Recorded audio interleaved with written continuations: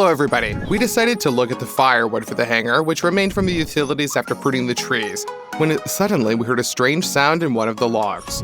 He was so loud that even a squirrel jumped up to see what was going on. It's not just the squeaking of little chicks that can be heard here. In one of the logs, you can even see the hole where the alleged nest is located. But apparently this is so deep that nothing and no one can be seen from the outside. We waited for more than an hour to see the birds and figure out who their parents were, but we didn't see anything. And then it started to rain. I had to take the log with me, otherwise it would have just flooded the birds out. That's how we became the foster parents of the baby inside. The first assumption was that the birds living in the log are starlings. It is very much like a birdhouse in shape. The shape of the nest is similar, more precisely the landing pad. Already in the hangar, we managed to see the chicks inside the hollow. Moreover, there is clearly more than one resident. Armed with an endoscope, let's try to see what's going on inside. The nest really turned out to be quite deep. And yes, in the end, it turned out that 3 chicks really live in there at once. The picture that the endoscope broadcasts does not shine with resolution, but even so, you can see the 3 small chicks. This is not accurate information, but it seems that there are 3 of them. At a minimum, small paws, almost developed wings, and eagerly opening beaks are visible. Initially, it was assumed that we could feed the chicks right in the hollow, but there are a couple of nuances that prevent this from being done. The nest in the log lies quite deep, and you can't really put your hand inside the hole itself, just 3 fingers. So, armed with a saw, we will extract the chicks from the shelter. Fortunately, the tree is pretty rotten and it's really easy to cut it. But still, the chicks inside have to be patient while they just chat around a little more.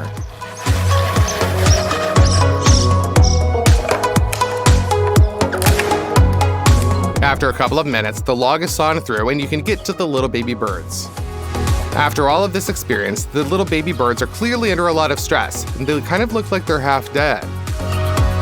And besides, they're very, very tiny. They're constantly opening their beaks as if waiting for the arrival of their mother. Now it's time to get the chicks out of their nest. This wooden box will act as the new home for our baby birds. I don't really remember what it's from, but it'll still do for a new nest. First, we pour all of the dust and dry blades of grass into a box made of logs so that the chicks can feel at home. You can proceed to the extraction of the chicks now. After a few seconds, the first chick is extracted. Just look at how small it is, defenseless, and besides, it's also completely bald, practically devoid of any feathers. Except that on some parts of the body you can still notice some downing. The first one now goes to get used to a new place, and we'll move on to extracting the rest.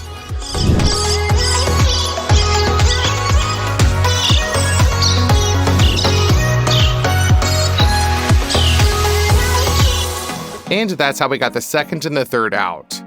But that's not it. There were actually more of them than we originally expected. So here's a 4th chick. But how many are there?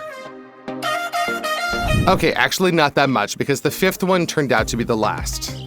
After a little study of the information, we came to the conclusion that we were right from the very beginning. We really have starling chicks in front of us. However, their exact age could not be determined. We could consider that today is their 2nd birthday. Now each of the 5 birds needs to be fed. This means that every hour, each of the chicks should be given 2 caterpillars or earthworms. And do it like this for 10 hours every day. That is, they need about 100 worms or caterpillars every day. It makes you wonder what kind of colossal work the parents of these birds are doing to feed them. Of course, we will not collect such a number of insects manually, but for feeding it, it is better to just buy juicy zoophobes. While we were waiting for food, we took some pictures of the chicks, and it turned out to be pretty interesting. One feathered bird, despite that almost complete absence of feathers and underdevelopment of wings, is actually trying to take off. However, after the efforts it makes, it gets tired and abruptly just lays down to rest. Considering that the chick does not have feathers yet, we can consider that it has ears on its head. Bird ears. Have you guys ever seen anything like this? Because of the not yet fully formed body, all attempts to take off are unsuccessful, obviously, as well as moving around on its feet. But a bit of fluff has already appeared on its head, its back, and wings. The wings still look like pieces of a skeleton. But no matter how unhappy and shaking the chick looks right now, feeding and caring will definitely bear some fruit. We should take a closer look at the log from the inside from which we extracted the chicks. As it turned out, there was also a side hole in the hollow of the tree. And the tree itself, chosen by the starlings as a nest, is incredibly rotten. This explains the whole situation as a whole, and why the birds chose it, and how it happened that the utilities decided to cut it down. Was it really not heard at the moment of cutting that someone was inside of this? I mean, the question is rhetorical, obviously, but still, it's time to move on to the first feeding. We will use Morio larvae for this. As you may remember, we once fed a bat with the same larvae. This is the best option for us right now because the larva of Morio is fatty, juicy, very nutritious, and most importantly, suitable for starlings. We found this information on the internet, and the seller of live food for birds, hedgehogs, and reptiles also confirmed that such larvae are perfect for starlings. The first larva had to be stuffed into the beak for a very long time. Either we were doing something wrong, or the chicks themselves had not yet realized that their new mom and dad are us. We definitely exclude the fact that they may be full and therefore refuse to eat. After all, they only spent about 3 hours with us and they need to eat quite a lot. Dancing around the chicks lasted for about 15 minutes. What are we just not doing? We're feeding with tweezers, even trying to give them larvae just by our hands. Behind all of this movement, we somehow did not notice ourselves how we managed to feed the first larva to the chick. Everything happened so fast that we didn't even really have time to understand anything. It would seem that after the feeding should go faster, but it wasn't like that. The second larva was taken immediately. Then everything went much easier, but still feeding turned out to be quite a laborious task. By the way, literally from the very beginning, 2 chicks stood out to us, which are significantly different from the others. One, the strongest and largest, is already literally walking over the heads of the others. The other, on the contrary, is the smallest and weakest.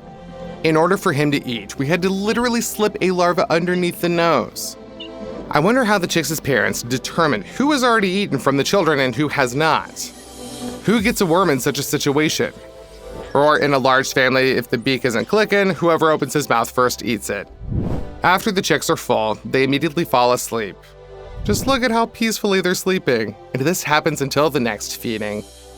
Another interesting detail, when we moved the chicks out of the log, there was no excrement inside. Apparently, the parents keep the nest clean.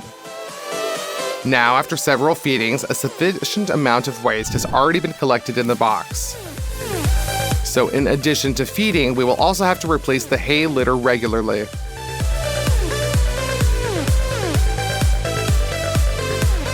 Unfortunately, this video was not without its sad moments.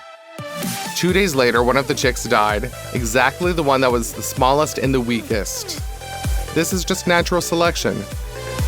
In general, the care of the chicks after 2 days has become much easier.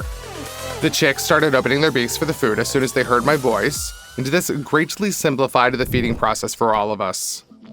We also found out, quite by accident, that if the Morio larva is pre-dipped in water, it is much easier for the birds to eat it.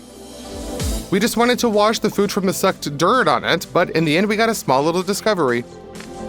And one more important update. In just 2 days, the chicks have changed quite a lot. Until recently, they were completely bald, but now they have noticeable feathers. However, the fluff from the head has not gone anywhere, and the chicks look pretty comical. Now let's move on to the near future. This has been 5 days since we had the chicks. You can estimate how much they have changed and grown in such a short period of time. Every day, the feather covers on everyone's body becomes thicker and thicker, but they are still developing in different ways. Even now, among the 4 chicks, there was the largest and the smallest. And also in terms of the number of feathers, this one lags far behind its peers. Meanwhile, even the wings of the largest chick begin to be covered with feathers. Since the chicks are growing very fast, we decided to add a little bit of variety to their diet. Now an earthworm has appeared on the menu, and the chicks predictably loved this. Now they're trying to compete for the food.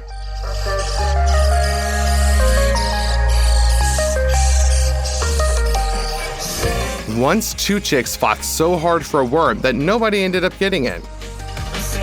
10 days have already passed unnoticed in this bustle. Now you will see how much the chicks have changed during this time. They have already completely overgrown with feathers and formed into full-fledged birds. One, the most active, even jumps out to meet us. Using this as example, we will now show you how the birds have grown up, He stands firmly on his feet and is already actively trying to take off. In contrast to the way he barely moved around on the table, you can see how much the chicks have changed. And that is just 10 days. The wings from some nondescript knuckles turned into full-fledged forelimbs acquired width and span. And the feathers now cover the entire body of our little starling. As you can see, the chicks grow and develop extremely fast. It has seemed to us that we were already cramped in this little wooden box, so it was decided to move them into a cardboard box. And then it turned out that one chick is kind of sluggish compared to the other ones. There he was lying on his side and barely moving his paws, as if he does not have the strength to stand up. It had also turned out that a cardboard box is not a place for little birds at all. Here they slide around, can't find their balance in any way, and generally feel pretty uncomfortable. Unfortunately, our fears about the most sluggish chick turned out to be not groundless. On the 12th day, he left this world. Well, you need to be able to admit your mistakes because what happened was completely our fault. After this situation, we found specialists in birds called, told about what happened, and received advice. It turned out that the moray larva is not suitable for feeding. Its exterior shell is too hard for the chick's digestive system to fully digest. And we've been feeding these chicks like this for 12 days. Fortunately, now after consultation, we know exactly what they need to be fed. Albeit with a huge delay, but still, here it is, the recipe for porridge with insectivores. It looks like this. A fourth part of raw carrot, a boiled egg, a leaf of the dandelion without the stem, a little bloodworm, daphnia, and a calcium tablet for the animals. First of all, we grate the carrots on a fine grater, and then add it to the rest of the ingredients in a blender, where we blend it until smooth. But this is just the foundation. Now you need to add twice as many insect ingredients to the resulting substance. We have some frozen earthworms here and cockroaches, as well as 150 moray larvae, naturally without the exterior shell, but just the insides. We put this entire mass into a bowl and again blend it up with a blender.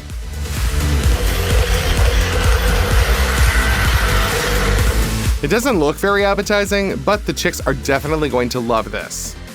They should eat a full teaspoon of this food 8 to 10 times a day. And again, after eating, it is best to wash down the food with a mixture of boiled water, Ringer solution, and calcium gluconate.